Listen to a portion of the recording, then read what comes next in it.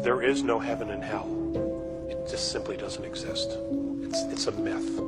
It's a story. And are you judged? From what they say, no. What happens is you cross over and you are shown places in your life where you chose to withhold love. And those are the choices, those are the reasons you come back, so that you can make different choices to not withhold love. Because love is what is. There is a God or something. The Andromedans don't know exactly what it is, but there is a force. Okay? They refer to it as isness. It just is. Okay? And it holds all of the dimensions and galaxies and universes together. It's intelligent. When we got to the discussions of God, I always used the masculine because of my upbringing. At one point, Visayas corrected me and said, well, if you had to give it a gender, it would actually be feminine. Okay? So grasp that. Again, it's a shift in what we've been taught. Let's see.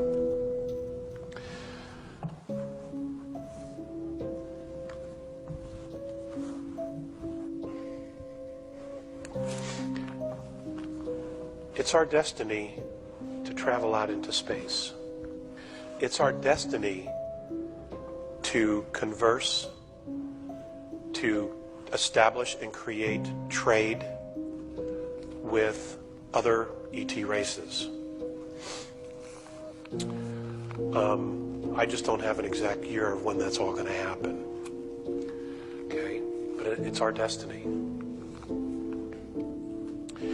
And part of that destiny is being able to manage and control and live with ourselves.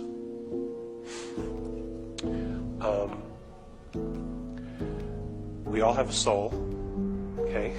So we are spiritual beings. There is a creator, creatus, okay?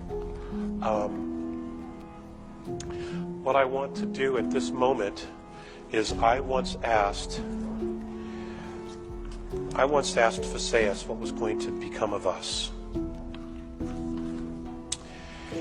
And what was going to happen to our races? Who were we going to become? Because they were giving me this terrible, or not terrible, let me take that back. They were giving me this reflection of who we are. They don't understand how we could be genetic royalty and allow people to starve. They don't understand why we would war with each other and build technology for the sole purpose of destruction, thinking that it was going to keep us safe and from harm. When we don't build anything that we don't use.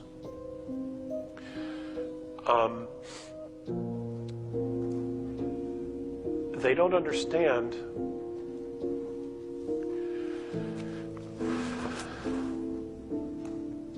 they just don't understand why we don't get it. I guess they feel that we should know better. There was a time, there has been times where there have been many discussions amongst ET groups about what to do on Earth to help us. There's been discussions regarding intervention around 2012. There have been discussions about intervention previous to 2012 regarding things that most of us don't know anything about in our world.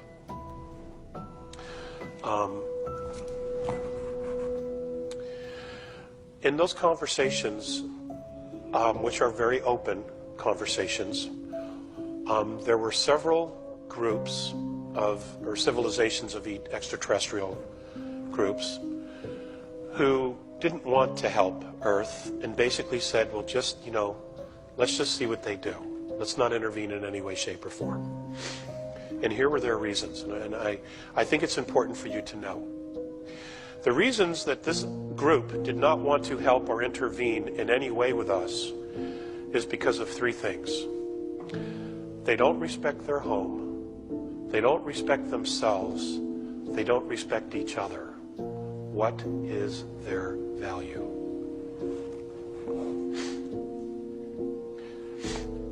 Okay, now they weren't talking about just Americans. They weren't talking about Japanese. They weren't talking just about Russians or Chinese. They were talking about all of us and all the decisions that we make every single day as a race, you know? And that one hurt. That one still hurts. And those of us in the United States have been trying to get the word out. We've had a lot of problems trying to get this out. People who are closed-minded, news media that thinks it's ridiculous, religious fanatics who simply will not let go of old dogma that should have been dead 400 years ago. It's a real challenge. It's a real challenge. And the bottom line is you can't make anybody do anything because we all have free will.